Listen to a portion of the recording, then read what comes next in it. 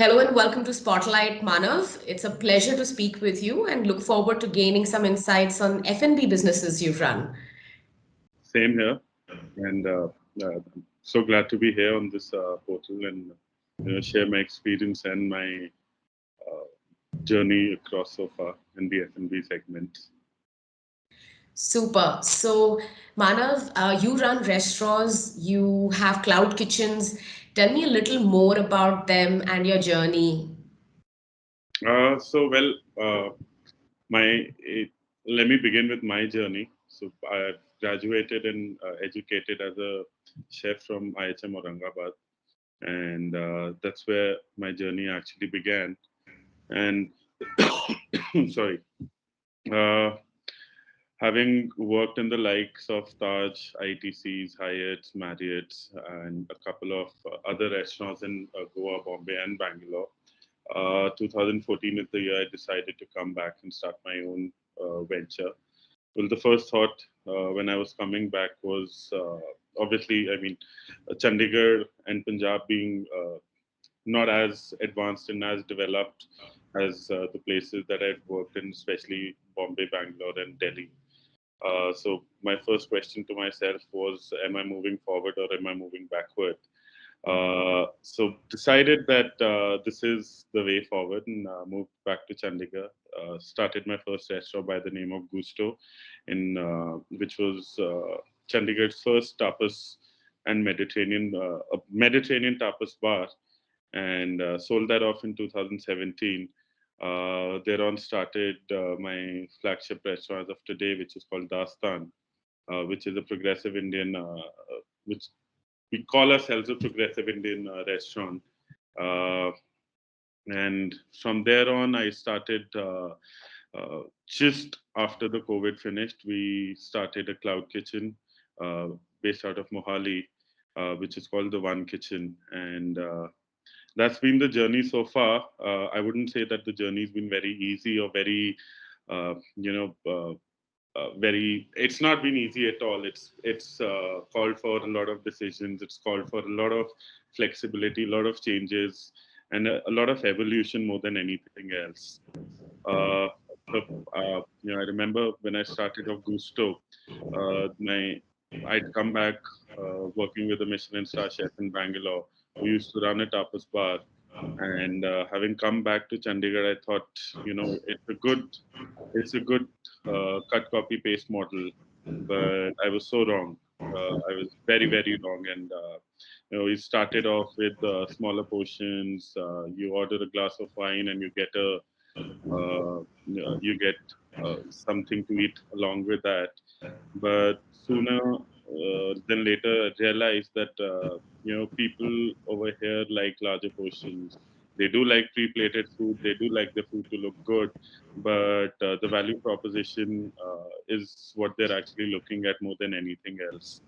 Uh, Thereon, the second for me, the biggest and biggest learning was Dastan, wherein we had so Dastan was a huge space, and we had to figure out ways to make sure that that space is always full.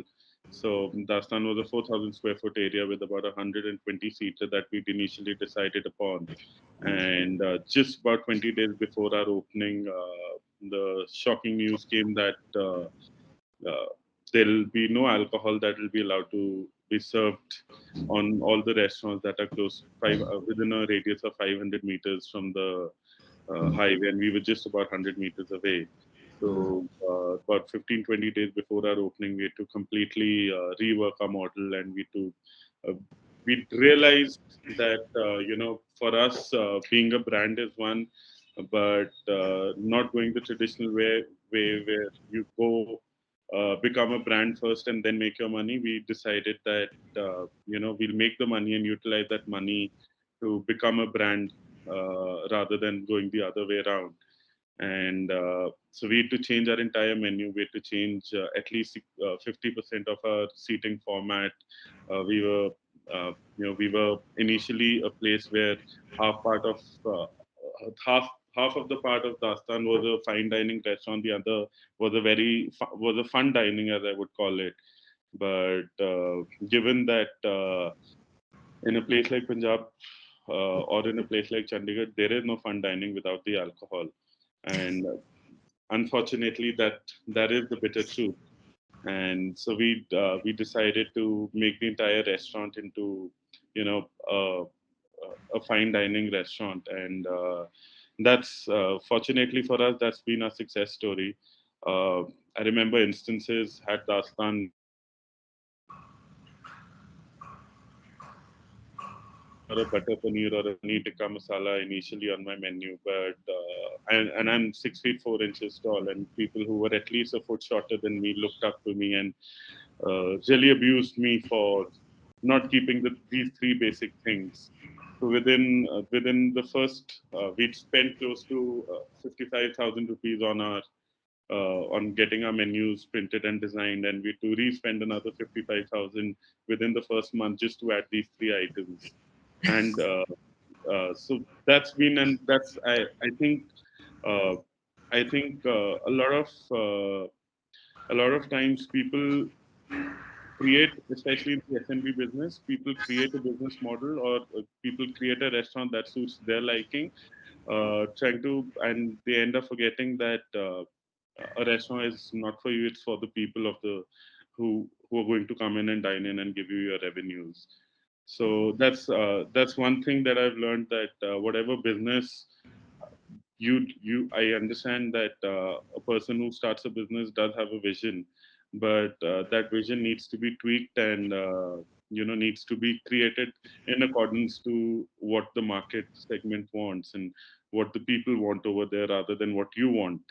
I mean, how by the end of it, how many times can you go to your own restaurant and eat in a day? Hmm. So that is what Dastan is, and that's we're not today in our sixth year, and we still considered one of the top restaurants in Chandigarh, especially for progressive Indian and modern Indian food. Hmm. Uh, Something that I mean, my biggest learning uh, from Dastan was that in a city, in a tier two city like Chandigarh or any other tier two city, people like to experiment because that's where they aspire to be someone else. But by the end of it, they a part of their meal has to be very comfort driven, and very something that is not experimental at all. Hmm. uh, so what we've realized is that as our starter section is all experimental, and that really works well with the people. But in our main course, the even though it's just about four items, which is the dal makhni, butter chicken, chicken tikka masala, and the paneer makhni, these are only 15% of our overall revenues. But these four items make sure that it gets us the remaining 85% of our revenues as well. Hmm. So that's I mean, I think that's something that I've learned, and that is something that can be replicated and cut copy pasted across everything we do thereon. This is so interesting, Manav. You talk about localization, which I think a lot of international brands have done by attending to flavors in India, appealing to vegetarian tastes, but and introducing a diverse set of products and in the category. But you also spoke about how you need to localize to the sentiment, of a market in terms of, the plate size, the kind of food items that they want, So it's nice to try and build something niche, but it is also the appetite for the market to take that up. Um, Another very interesting thing that you talked about was the agility in business, right? So it's never going to be as you plan, but you still stay true to the course and try to work around that, with Dastan, the way you quickly in within a short duration of time completely redid it. So that's something fantastic.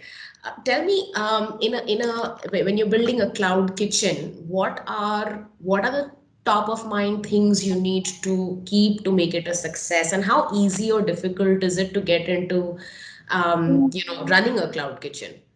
So Dilpreet, I'll be honest. We're also trying to figure out where, what is that one perfect strategy? What is that one perfect Hmm. formula that makes your cloud kitchen a success?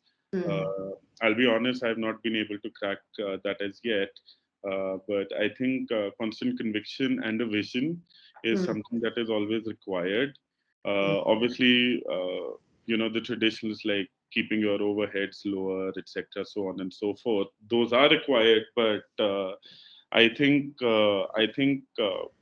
for me, I would always say that be it a cloud kitchen, be it a restaurant, you're not doing this because you're passionate about it, or you're not doing this because you like doing this.